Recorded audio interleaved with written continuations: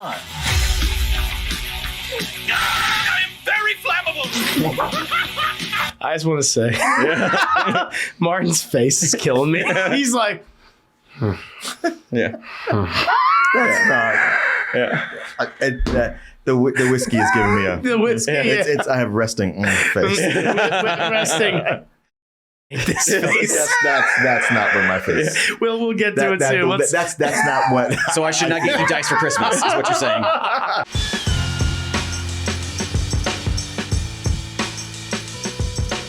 Double Toasted Live in Brooklyn, New York is selling very well. Good. Very well.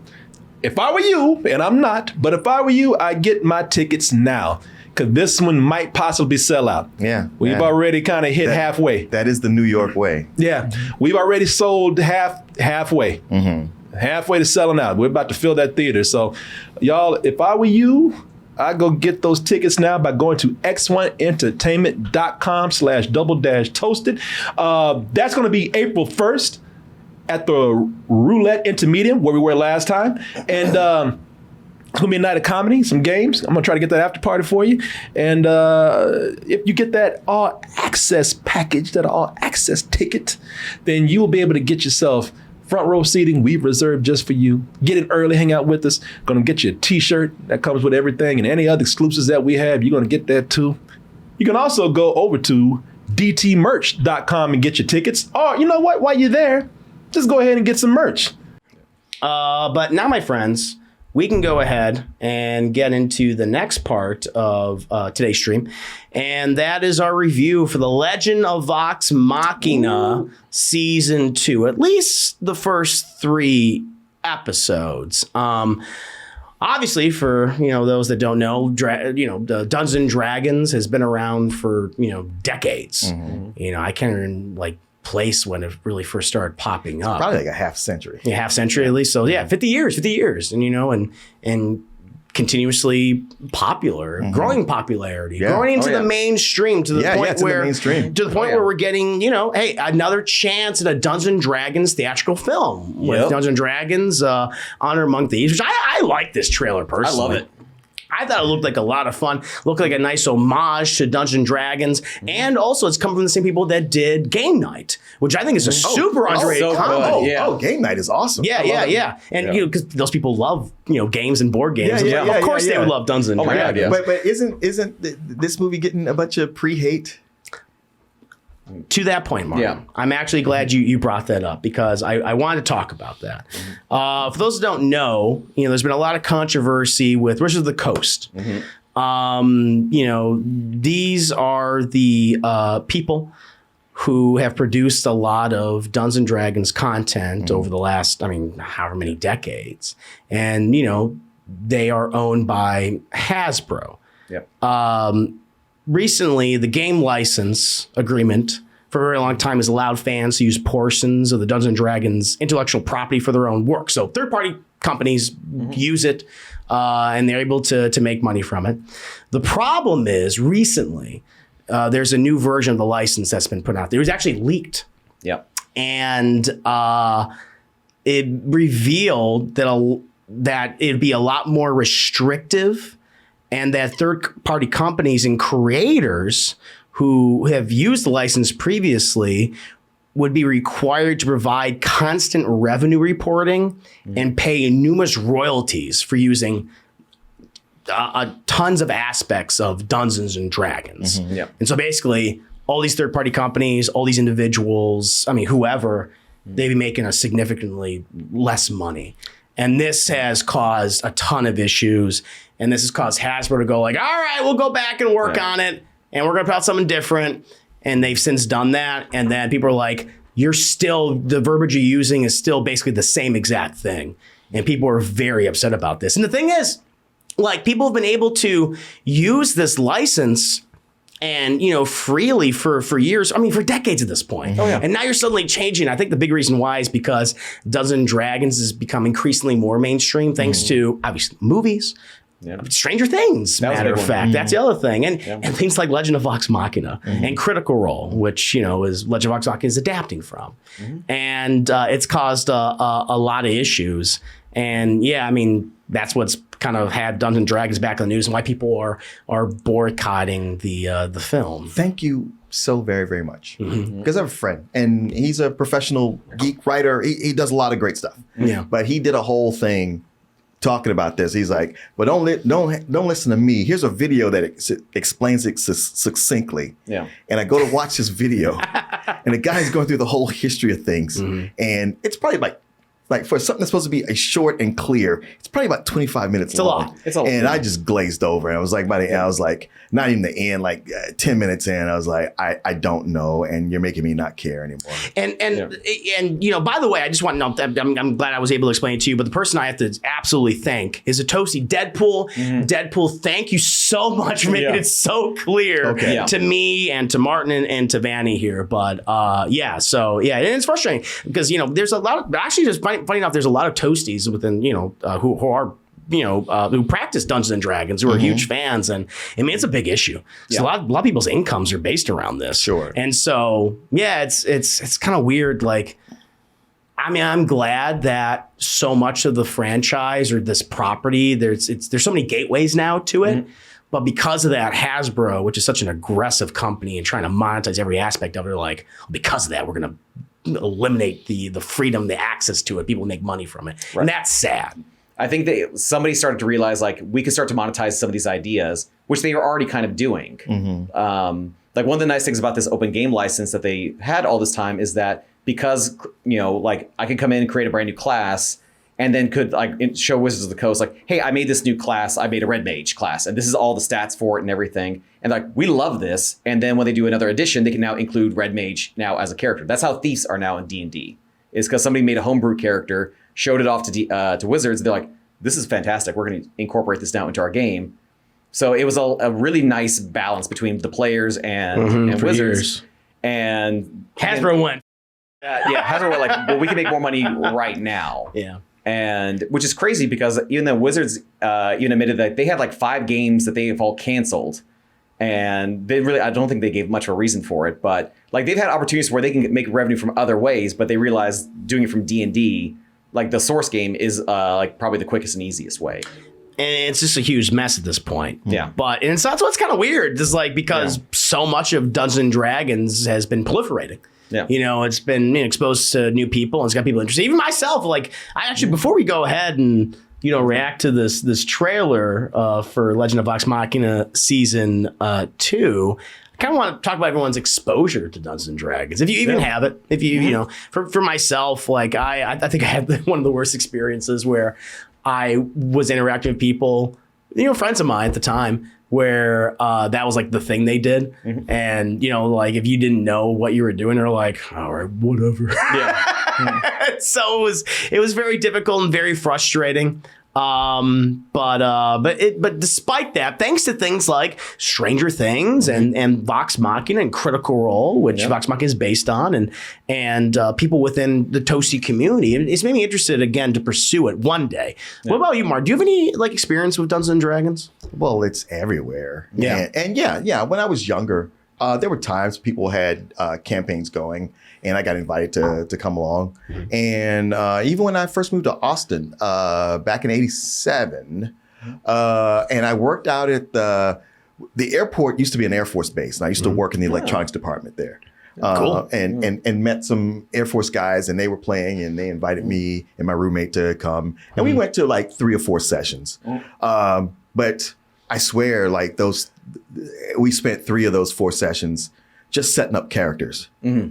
Yeah, It's a process. Sounds about right. And and then to get into the actual game, I don't know. It was harder for me to visualize what was going on, as everybody else. And other times I've kind of got in on other games, but it was always with people who had played with each other a lot. So I was there mostly just kind of keeping quiet, trying to figure out what's going on. And I would kind of barely get into it and just be like, well, that's the end of the night. And it's like, well, this wasn't really that much fun. But I see you guys enjoying it. Like, it wasn't a thing where I left going like, that was stupid. I was just like, I got to do this a lot longer to get into it than everybody else who's been doing it for a while. I think we had similar experiences where you had people that were just so more experienced and they knew what they were doing and they didn't feel like helping, honestly, and then he didn't feel included. So it was like, oh, at this point, like, well, whatever. Yeah, or if somebody helped, it like they really had to hold my hand through it. So I wasn't really even participating. I was just somebody there holding a character sheet. And I want to watch this trailer. Yeah. And I want to kind of hear everyone's thoughts on what they thought of what they have seen of season 1. Then we'll get into the nitty-gritty details of the first 3 episodes of season 2. But let's go take a look. Legend of Vox Machina. Season 2 trailer. We'll come back with our thoughts on season 1. Then we'll get into more details very soon. I'm very flammable. I just want to say, Martin's face is killing me. He's like, Yeah. That's not. The whiskey is giving me a. the whiskey. It's I have resting face. Resting. This face. That's not what my face. We'll get to it soon. That's not what. So I should not get you dice for Christmas, is what you're saying. No 20-sided die. No 20-sided die. Yeah. We're gonna keep watching this. But Martin just killing me. I was gonna keep let's keep going. How about we get a drink?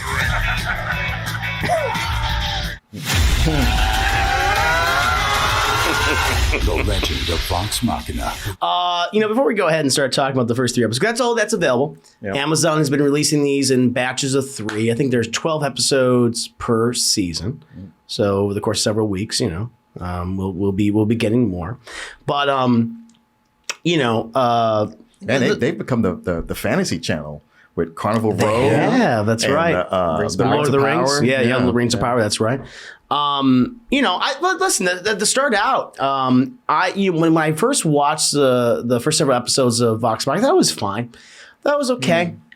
I wasn't always jiving with the humor or the characters. Yeah. But yes. Oh. However, I feel like the next batch of episodes, 4, 5, and 6, I was more with it. When they started getting to the plot, I was more in line with it. And I really started liking it. And when they started getting character development, when there was like a thorough line. Okay. And I liked that. It wasn't just dealing with the tropes. It wasn't just dealing with like, hey, it's a parody of Dungeons and Dragons. I thought it was a lot better. And by the end, I was like, wow, I really love these characters and what they're doing with them, and particularly one specific character and what they're going through. And I ended up loving the series, and it made me want to actually get into Dungeons and Dragons, and it obviously made me excited for the second season of the Legend of Vox Machina, which we have gotten a year later. Yep. But Martin, I know. I remember. Matter of fact, a year ago, I told you, hey man, give a couple of more episodes to get into it, and I think you did that. You did that, and I appreciate that. But I think at the time you went, this is not for me. But for what you have seen, what's your general thoughts on the first season of The Legend of Vox Machina? Well, it's once again, Chris, this has been an educational episode of the Sunday service for me, just with talking with you about things. Because for you to say that, okay, you were not really feeling it until around episode 4 and 5. True. Yes, absolutely. That makes some things click into place, because I remember watching the first couple of episodes and I was like, yeah, okay, it's a parody of Dungeons and Dragons, but for the most part, this feels to me like the times I've spent with people who, either with playing Dungeons and Dragons or them talking about it, other people just talking about it.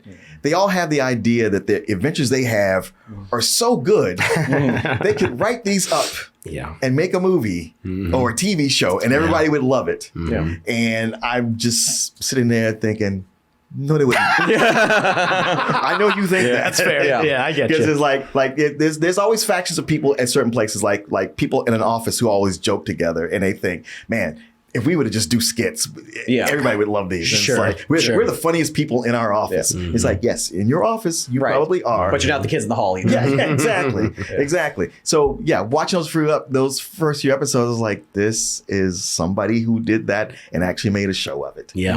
And most of these characters I find really obnoxious and they think they're funny. And they're not hitting with me. Yeah.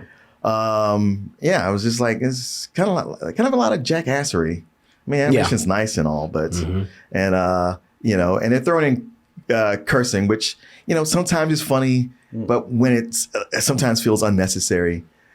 So when today you wrote me, it's like, hey, we're going to talk about the second season. I was like, Shit. It's only 3 episodes though, Martin. No, less than 90 minutes. Yeah. We said it's only 3. I was like, all right, I can do that. And he loves it. And hey, we've done this before. I can. Yeah. And I go to watch this first episode, and I was like, well, goddamn. Mm-hmm. This is really good. Okay. Oh, It left me going, well, shit.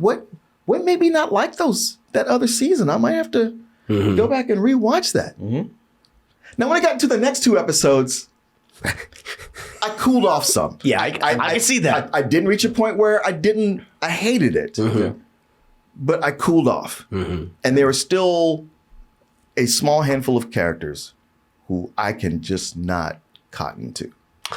Actually, I think by the end it was more like, well, there's still one character that I just cannot get behind. I think I know who you're talking about. You think you know? Maybe. Okay. It's one of two. And I want to get to that in a bit. Okay. But I'm happy to hear that. I think there are 2. Yeah, it's definitely 2. I think it's 2. I think now I know exactly what you're talking about. Initially it was 3, Uh-huh. but it's come down to 2. Okay. Yeah. Well, you know what? And I want to get into details about that in just a bit. Okay. But Vanny, your general opinions on the first season of Vox Machina. Yeah, I was actually hooked from day one with that show, partially just from being someone who's played these games before, somebody who's been in campaigns and things like that. The one thing where I'll disagree with is when you're saying it's a parody, because that is actually how D&D really is. Like, I think there's the idea, when you first start a campaign where you want to speak like you're Aragorn or Legolas, and then that devolves like quickly, and you start going back to where you're just yourself. So that's where the profanity kind of starts to coming in, and just sort of like that mentality of like where it's almost like kind of that offshoot of like you're in this medieval fantasy setting, but you're talking like you're here. That's when you're a player too. You just start throwing that kind of like characterization a little bit out the window. Like you're still your character, but you're your character at right now at that point. So to me, that's always felt like very, very real to D&D. And especially watching that first season too, like I was consistently hooked forward to. I loved the story, the action scenes, the level of escalation, how it kept getting weirder and darker and much more embracing just like how far down the rabbit hole you really can get in a campaign. So I was hooked from minute 1. And then to your point, season 2 just starts off and you can barely breathe because there's so much going on. And then I think to your point, like it does start to kind of cool. I think that's the intention too, because now you need to start setting up the campaign. Sure. And so that's what they're setting up for that. And then ending, like we'll get into more with episode 3 with the that cliffhanger of an ending too. But like in terms of what you're kind of seeing, that's fairly par for the course of what you see within campaigns too. It's just done very, very well because I think in this case with the podcast this is based off of, these are all voice actors and professional actors and actors themselves too. So that's true. They already come in with a certain level of polish why this can be translated so much easier. And they've been turned into comic books and things too. So the people doing the voices are the ones who are doing the podcast? So for people that don't know, and I'm glad you brought that up, Vanny and Martin, this is based on Critical Role, which is basically people who have live streamed, done videos of their actual Dungeons & Dragons campaign. It's mostly comprised of a lot of people who are actually professional voice actors. And that's why I feel like why it's been so successful, because these are professionals, you know. Yeah. But I do like the fact that, you know, we have just a lot of diverse opinions. But in regards to the first episode, I feel like, yes, I agree with you, Martin, that this starts out very strong. You know, whereas I think the first season, let's see, I think we have more of an agreement on this, Martin, where it takes a while to get going. You know, I was like, what's the plot? You know, and you seem to be indulging in the comedy and that kind of thing. Yeah. Right off the bat, we get started with a lot of violence, high conflict. Yeah. People are dying and melting and burning and freezing, and that's what I love about it.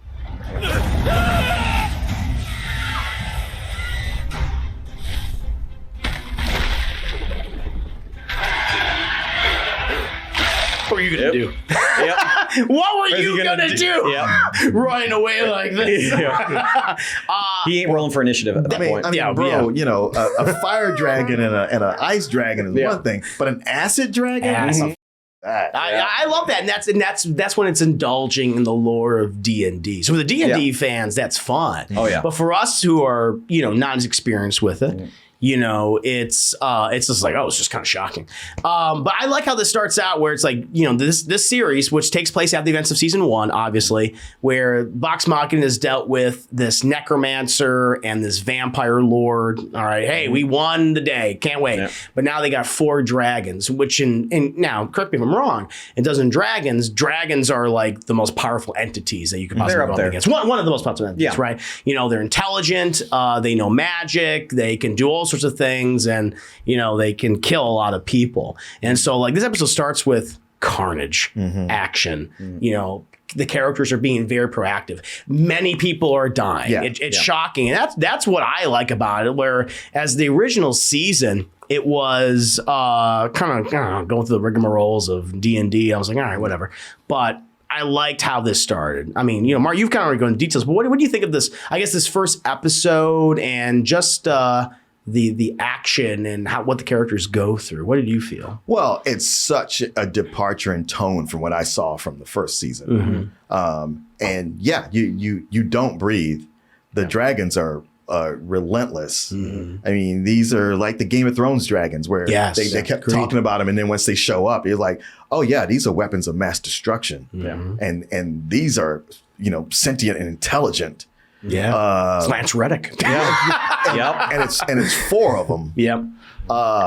So there's a whole, how are our heroes gonna even get through this? And one thing even at a point where I was like, well, they're killing all the citizens, but our main characters are getting by unscathed. And even one guy gets his arm burnt to shit. I was like, okay, well, goddamn. I like that. But yeah, they're constantly on the run through that episode. And I was like, all right, you got me. I'm here to see what happens next. Yeah, I think it's a much stronger start than the first season. So I appreciate the threat that they already posed for this too, and showing that no one is safe, because that is also how D&D works too. Like your characters can die, like just due to some bad rolls, or you made a poor decision, or you split the party up. So be able to kind of show those kinds of repercussions and establishing like realistically, like any one of these characters can die on a whim. I think was really, really smart too, and to show that level of panic too, because like they had like this, they're riding high after getting through season 1. That's right. And now you're like, like you have no idea how insignificant you are to these 4 dragons. Right. I like that. Like if you're doing a second season or sequel, you have to, if you have a conflict, you have a villain,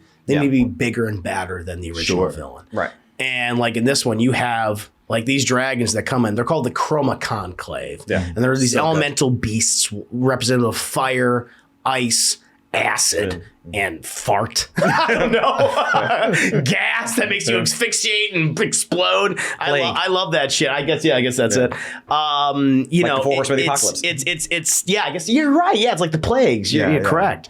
That's perfect. That's a great intro to your series. And it really ups the level of just of tension and danger, and shows like, oh shit, you thought they were badasses beforehand, but now they know something which they're just fully unprepared for. So to your point, Martin, I feel like the first episode is the strongest episode, just because of the level of conflict and danger, and they kill so many people. Oh, it's genocide. You're right. It's genocide. And the thing is about this series, Chad, like I just showed you some foppish man trying to run, getting his legs bit off from under him. They kill kids. They kill women. They don't discriminate here, and I love that. We were kind of in a golden age of adult animation, and I think Vox Machina is one of those ones that really indulges in the adult nature of that. And so I love it. But despite that, we get that. I think that first episode is definitely the strongest. One of the things I really liked about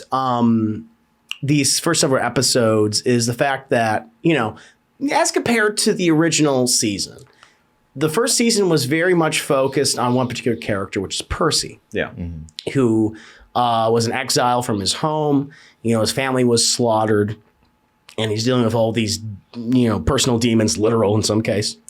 One criticism I have of the original show is that there was not a lot of focus on the side characters, the rest of the Vox Machina. Here we get a lot of other people with like more depth and more character arcs. Some people like Grog, who's grappling with this like evil sword that is causing him to go crazy, to Scanlan, our little dwarf character, our bard, who is wanting to prove he's more than just this comic relief, and wanted to say he's more than just this this character who's made to be laughed at. But we also have like other characters like Vex and Vax, the twins, these half elves who are dealing with a variety of issues with their family and their feelings of inadequacy, and those are some of the best wholesome moments of the show, and I think it's on full display here in this particular scene. Sister, do not go far from me.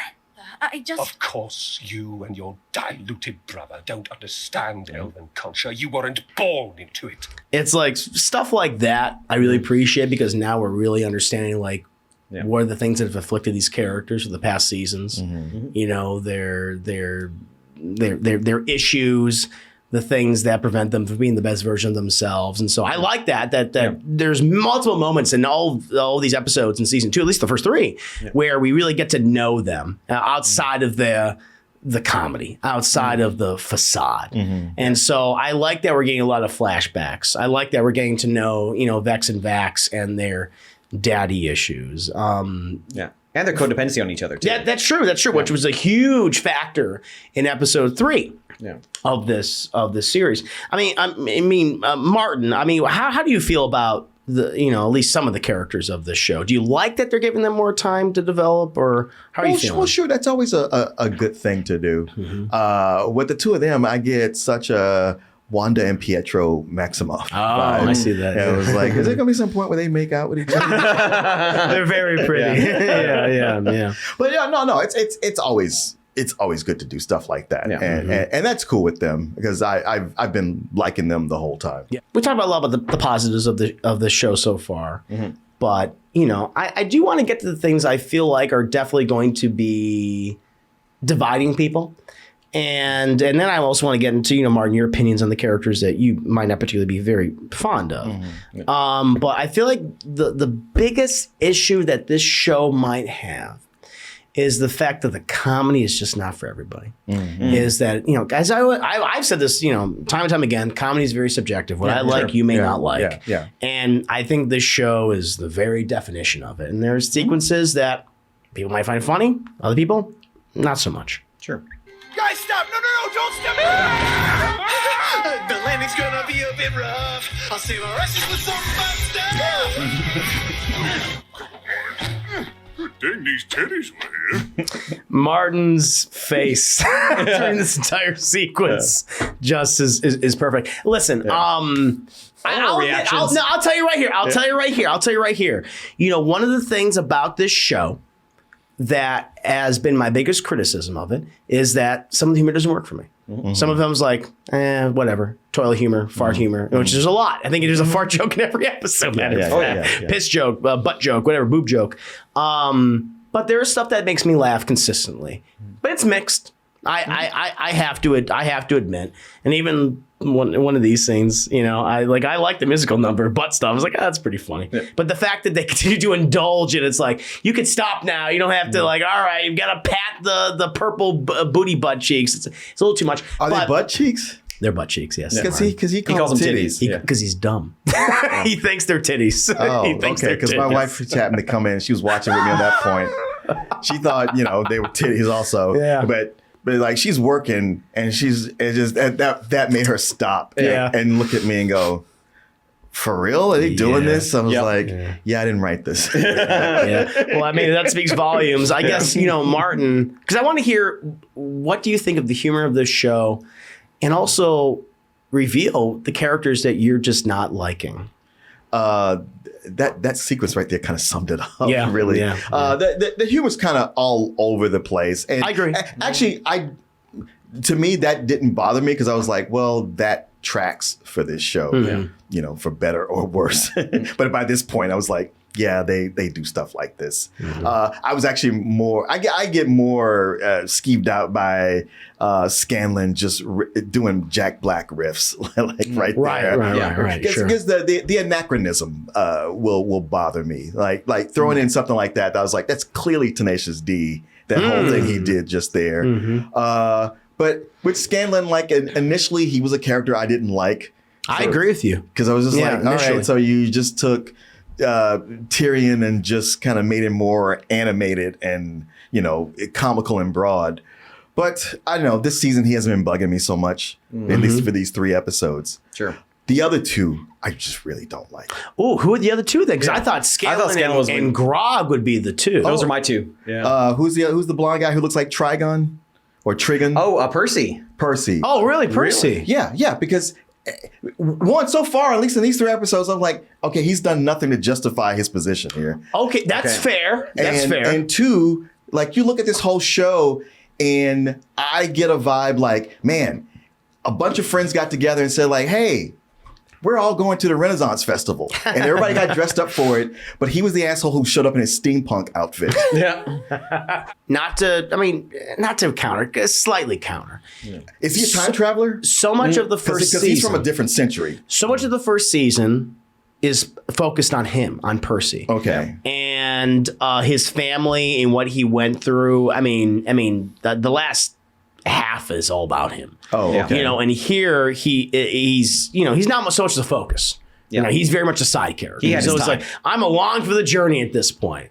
And so, which I don't believe you finished the first season. No, I didn't. And so I could see that where he's relaxed a lot more. He's not dealing with the trauma that he was dealing with before. Right. And so now it's more focused on other people. And that's where I can see him being more of a like, why is he here? What's he adding to this? I agree with that. But with the context of just thinking of the first season, what he went through, he's more just like, I'm taking his back seat. Yeah, that's what he is for this. And he does. Yeah, he does. No, he does. Honestly, you're right.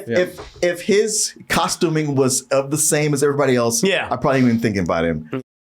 Grog, that guy has got to go. No. Look. I know if you play him as a character, you probably love him. Yeah. But as somebody coming in, he's got Homer Simpson syndrome big time. Where he's just like he's Drax to the next level. Where it's like you're too stupid to live, and everything you're doing, like he's so dumb that like he's clearly brain damaged. And and it's like they have all these separate moments for him to do comedy, and I'm like, this is too dumbed down. I get it. You want to make a character who's not smart, but this is too much. You're asking too much of me to go with this. He is broad. His humor is broad. And there are moments where with him, the best of Grog is when he's paired with someone, and where he's paired with Pike, for example, which is very much a brother-sister relationship. Okay. I like that. Yeah. When he's by himself, I agree with you. The humor is going to be the biggest divide for people for this show. It's just people. Some people are going to like it. People are like, that's not my thing. And I think that's fair. One of the other aspects of the show I wanted to touch on is the animation. I think the animation for the most part is quite solid. I think it features some great choreography for the action sequences. Honestly, it reminds me of just like the character designs. Reminds me of Avatar: The Last Airbender. Just the faces, the way people look and move. And then maybe that's just because I've been recently rewatching the show. And I like the animation for the most part. But the one thing that has bothered me is they use a lot of 3D models.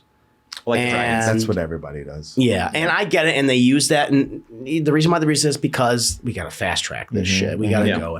But I do think it's improved, but I do notice it. But thankfully, one thing I think improves it is the fact that you got some very talented voice actors voicing these characters.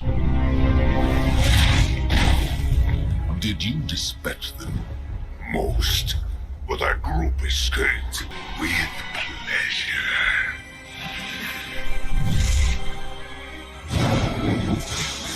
Scenes like that. I think it's okay there because it's the dragons. So they're by themselves. Yeah, right. Yeah. Yeah. And they're a different species than everybody else. And that is a very ominous scene. Right and they're fantastical. They're almost otherworldly. And I feel like it does help, like, Lance Reddick, who is one of the most underrated actors, I think, living. Yeah. He adds so much to that character. It's like, I was going to say. I would bring it up. I love him as Wesker. Yeah, you know what I love about you, Mark. I legitimately like that series. I like him as Wesker, but probably not for the same reasons you do. You know what I loved about that show? Yeah, what? Its accuracy to the series as a whole. What are you So talking about, man? Shut up. don't even start. I control every once in a while too. Mark, you're not involved. Listen. No, they bring a lot of guest voice stars, and I think one of the best is Lance Reddick. Like anytime I hear Lance Reddick's like, oh, he's great. I like it when it's just when animation is consistent. Let's just 2D or it's 3D. Yeah. And I get that the reason why the show came out as fast as it did because they use a lot of 3D models, but I do feel like they improve on the 3D models from the first season. Sure. In the beginning of season 1, they have a dragon, which is what this is connected to. Brimscythe is the dragon they fight, voiced by David Tennant. Funny enough, he did a great job. Here, they connect to that, but I just feel like the animation of the dragons is much better. They're more threatening. I think they give them more to do. Yeah. But I guess what's your opinion on the animation in general from the 2D and just the incorporation of 3D when they occasionally use it? Well, I mean, it's been going on for a while, and it gets better every year. And I mean, you think about it, they used it back in Mask of the Phantasm, and it's not great there, but it does not hamper your enjoyment of that movie. Yeah. I was just thinking about that movie recently too. And what you got here, okay, they use 3D for some of it. It is the difference between, well, do you want them to use 3D and have it come out a year after the first season, or not use 3D and have it come out 3 years after the first season? Fair. I do think at some point when they go towards the end of the season, when there's the inevitable conflict between Vox Machina and the dragons, like it is going to look really off to a certain extent. But to me, I think your point, it's the Mask of the Phantasm thing. Like it's going to be a distraction, but it's not going to take it away from me because I'm already so far down the rabbit hole with this and love this this franchise already so much already too. Like I'll acknowledge it's a problem, but at the same time, like it's like if it became like if it was perfect, it would have been 9 out of 10. This will be now it's like 8.8. Like it's not going to take too much off. I always think back to South Park. South Park proved that the animation is going to take second place to good writing. Yeah, that's true. Because South Park's not winning any awards for animation. Cardboard cutouts.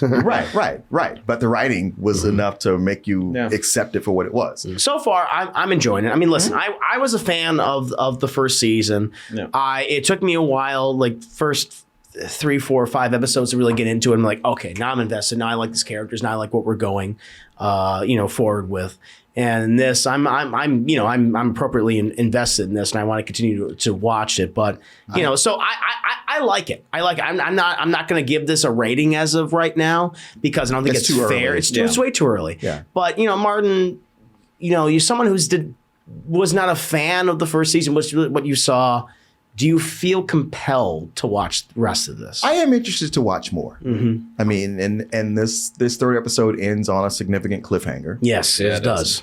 Or if not a cliffhanger, it's like, oh wow, you went there. It's a huge moment. I didn't want to bring it up because it's it's a huge spoiler. I won't bring it up, but it's enough to make me go like, yeah, you know what? Let's stick around, especially if you say they're going to release 3 episodes at a time. Yeah, batches. They'll be done in a month. Then absolutely. There is a question I have. If from the first season, if you watched the first 3 episodes and you weren't that into it, what made you keep going? I feel like for me it was the villains of the first season and what they meant to the principal character and what drove them, because there's a mystery as to what is driving Percy, who is the central character of the first season, to do what he's doing. Okay. What the because he's doing shit that's like everyone's going like, what's wrong with you? Why are you doing this? Like he's doing some nasty shit. Yeah. Okay. And he's like, I ain't gonna tell you. I was like, I want to find out what that's about. Okay. And I like that. Okay. Yeah. His mystery was phenomenal. And they and the other part of it is characters who I hated, who I thought were like, I don't care about you. They gave them like an individual episode to like show off what they do. And I was like, all right, now I'm invested. Okay. Because they showed their competence. Okay. And I was like, okay, now I like you. And in conjunction with what's compelling this character to do what they want to do. This is such a celebration of why D&D works. Like, it can be creative, it can be serious, it can be romantic, it can be fun, it can be really dumb, and sometimes there's gonna be titties. Yeah, there's titties. There'll be There's pink booty titties. butt cheeks. Yes, and booty butt cheeks. Yeah. I think that's, at the end of the day, I do appreciate this series just because it is a gateway to people who have been intimidated by Dungeons and Dragons. Yeah. I feel like I can speak to that. You can speak to that, Martin. Yeah. And even you, Vanny. I think that's just fun. I think it encourages people. Yeah. Maybe the comedy might be something that is devices to a lot of people so far, but I like what it's doing. Yeah. And at the end of the day, even if you don't care about Dungeons and Dragons, this is kind of a fun animated series. Yeah. It's irreverent. It's got gore. It's got action. It's got mystery. It's got stakes. You have that for you. Might not be for everybody, but something a little different. And that's what I appreciate about it. It's at the end of the day, it's fun. I agree with you. So, we'll see. Season 1, I enjoyed what I got, and I know Martin, you weren't the biggest fan of it, and Vanny, I know you liked it, but I'm hoping for season 2 that it's it corrects the mistakes that maybe season 1 had made. But so far, I think it's off to a good start. At least for myself, I should just say. Yeah. For myself, it's off to a good start. I like the first episode. I like what they're chasing after, the MacGuffin. Yeah. But Martin, I guess your overall thoughts of these first 3 episodes. Well, like I said, the first episode I thought was awesome. The second 2 I think are okay. Yeah. It's on the line where it's above the median line where I'm like, all right, I at least want to see another episode or 2 to see where it's going, but I'm thinking it's all right. Yeah, I think it's all right. All right, that's pretty good. I can put it in the schedule. I think it's very fair. I totally understand where you're coming from.